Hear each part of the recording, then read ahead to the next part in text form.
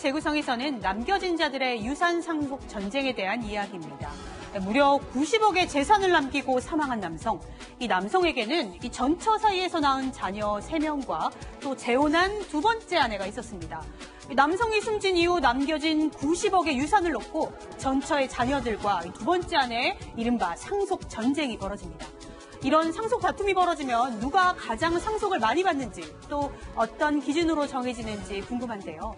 상속 1순위는 피상속인, 그러니까 사망자의 자식 또는 손주를 일컫는 직계 비속, 그리고 배우자가 해당됩니다. 이번 사건에서는 사망자의 자녀들 그리고 이 두 번째 아내가 상속 1순위가 됐죠. 여기서 문제가 생깁니다. 서로 합의해서 갈등이 없다면 좋겠지만 너도 나도 똑같은 1순위인 상황에서 진흙탕 싸움이 되는 경우도 다반사라고 하는데요. 심지어 사망자가 생전에 유산 분배를 하지 않고 떠났다면 가족끼리 소송전까지 벌어지죠. 가족들을 위해 남기고 간 유산이 복이 아닌 독이 돼 상속 전쟁을 치르게 됩니다. 남보다 못한 사이가 되는 가족들의 안타까운 사건들 우리 주변에서 흔히 일어나고 있는데요. 다툼 없이 해결할 방법은 없는 걸까요? 오늘 판결의 재구성에서는 이 상속의 모든 것을 알아보겠습니다. 네, 상속에 대한 이야기를 나눠보겠습니다. 일단 한 남성이 있는데 지금 다투는 게 전처 사이에서 난 자녀들과 두 번째 아내인데 쉽지 않을 것 같네요.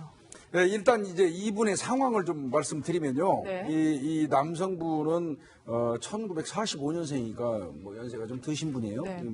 돌아가신 분이지만 네. 이분이 이제 이비인후과 의사를 하셨던 것 같은데 네. 1970년도에 결혼을 해가지고 일남 2년을 두었다고 해요. 70년도에. 그리고 뭐 2001년도에 아마 이혼을 하게 되는 것 같습니다. 그 이혼을 하자마자 2001년도에 그 이혼한 아내와 그다음에 그 일남 2녀 아이들 3명 같이 뉴질랜드로 네. 가버린 것 같습니다.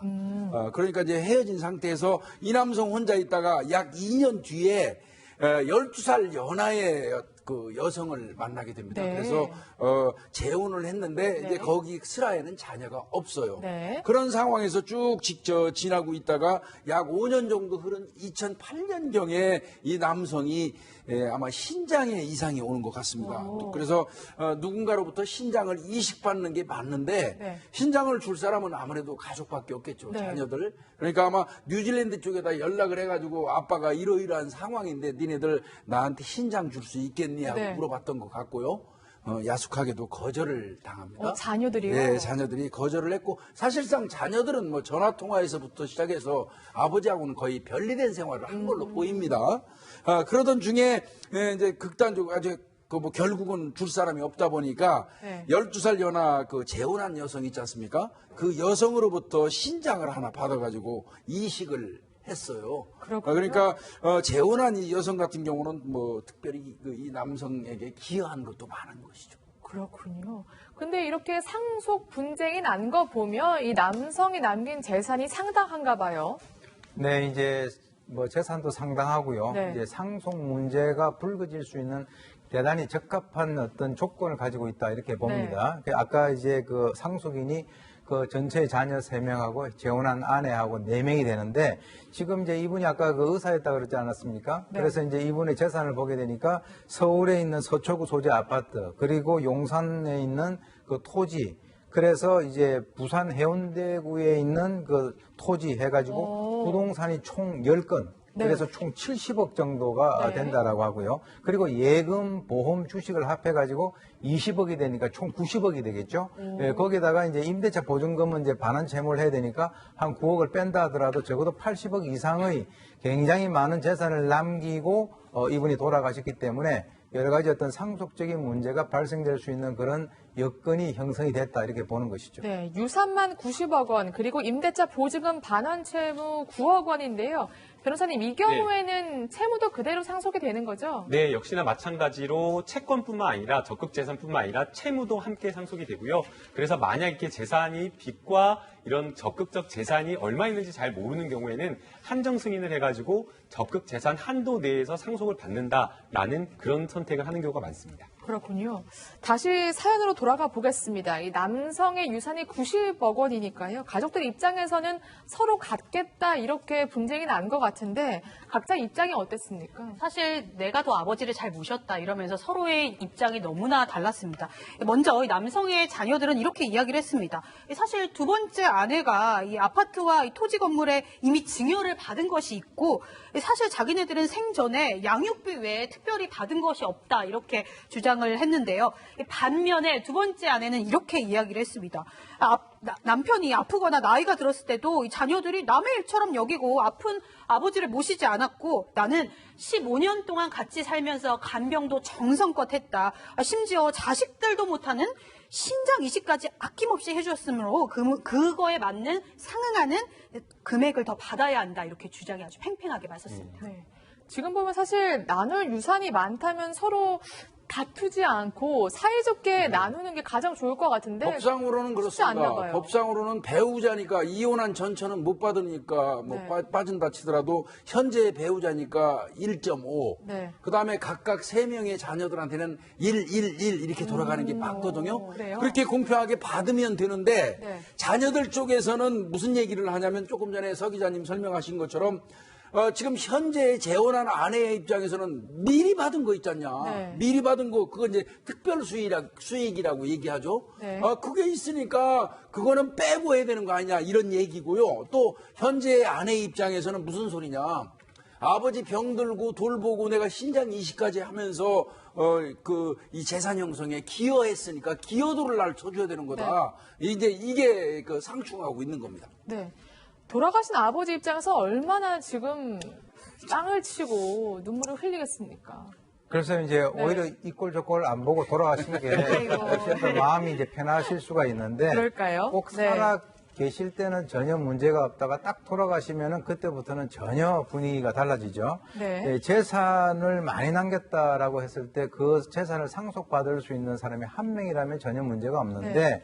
꼭 이렇게 보면은 상속 재산에 대해서 욕심을 부리는 사람들이 꼭 등장하게 됩니다. 네. 그래서 어떻게 보면 이 상속이라고 하는 것은 부모님이 벌은 것이기 때문에 자기가 노력한 재산하고는 전혀 상관이 없는데 네. 일단 어떻게 보면 요즘에 돈 벌기가 얼마나 힘들어요. 네. 그러니까 눈 한번 질끈 감으면은 자기에게 엄청난 돈이 올 수 있다라고 하는 이런 어떤 기대감이기 때문에 그때부터는 뭐 어떤 그 상하 관계라든가 뭐 이런 것들도 별로 없이 오히려 뭐 결정적인 순간에 상대의 약점을 잡고 어떻게 하면 더 많은 돈을 가져갈 수 있을까라고 하는 그런 측면에서는 형제고 뭐 부모고 구분 없이 상당히 문제가 많은 것이 우리 현재 한국 사회에 있어서의 커다란 어떤 문제점이다 이렇게 봅니다. 네. 이 경우, 이 사건의 경우 어떻게 상속이 결정됐을지 법원의 판단이 궁금하실 텐데 알아보기 전에 상속의 기준이라고 할까요? 원칙이 어떻게 되는지 변호사님께서, 위원님께서 아까 잠깐 설명해 주셨지만 좀 다시 한번 짚어주실까요? 네, 상속에서 이제 가장 중요한 건 직계 비속입니다. 아무래도 이제 자손을 남긴다라는 그런 것이 있기 때문에 상속 순위를 정할 때에는 본인의 자녀와 손자들이 있다라고 한다면 직계 비속이 1순위가 네. 되는 것이고요. 이 직계 비속 못지않게 사실은 같이 함께 산 배우자 중요하잖아요. 그렇기 때문에 상속 순위가 만약 상속 1순위가 있다라고 하면 1순위와 함께 배우자가 함께 공동 상속 순위에 올라가게 됩니다. 네. 다만 이 중요한 것이 결국에는 누가 얼만큼 나눠 가지게 되느냐라는 것인데요.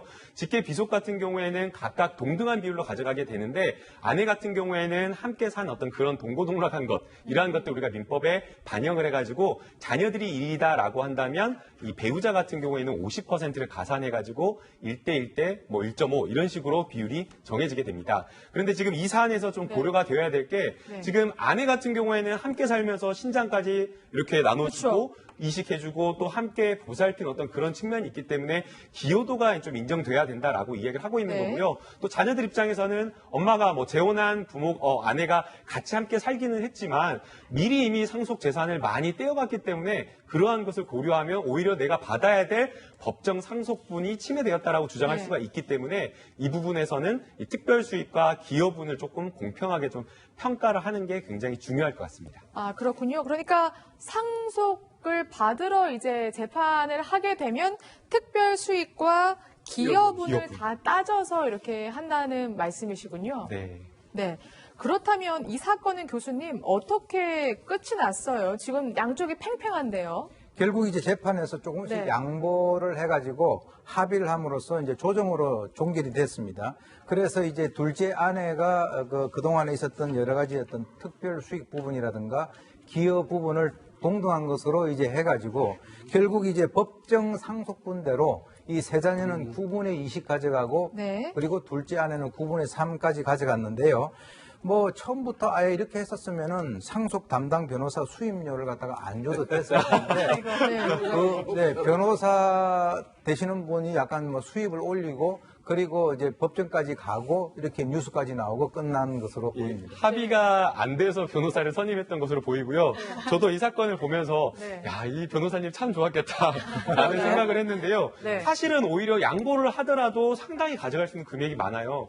어머니가 이 전 배우자, 아니 배우자라고 재혼한 배우자라고 하지만 어머니가 신장까지 이식을 하고 굉장히 15년 동안 돌본 그런 측면이 있기 때문에 자녀들이 오히려 부모를 대신해서 자기가 했어야 될 일을 배우자가 했다라는 걸 하면 그 부분을 높게 좀 평가를 해가지고 맞아요. 반을 떼어준다라고 하더라도 두 자녀가 20억씩이나 가져갈 수 있기 때문에 괜한 욕심을 하지 않았다는 생각이 듭니다. 그럼 이 경우에는 그 재혼한 아내가 좀 양보를 한 셈인가요? 아니. 네, 자녀가 이제 양보한 지금 건가요? 보니까 네. 조정 과정에서 이 문제가 해결이 된 것으로 보이는데요. 기여분과 특별 수익을 수익이 평가하려고 같이 하는데 너무 서로 네. 복잡하잖아요. 복잡하니까. 그러니까 서로 그냥 퉁치더라도 많이 다 가져갈 수 있기 때문에 지금 계산을 해보니까 자녀들은 22.8억, 이 배우자 같은 경우에 34억이나 가져갈 수가 있습니다. 그러니까 돈벼락 맞은 이게 거죠. 소송으로 가서 서로 다투느니 이게 더 훨씬 더 현명하다 본 것 같습니다. 공평한 것 그렇군요. 같아요. 공평하게 이렇게 법대로 나눈 거거든요. 기여도 하고. 네, 그러니까 자녀가 많아서 사실 이렇게 상속 분쟁도 약간 복잡했던 건데 마지막으로 서 팀장,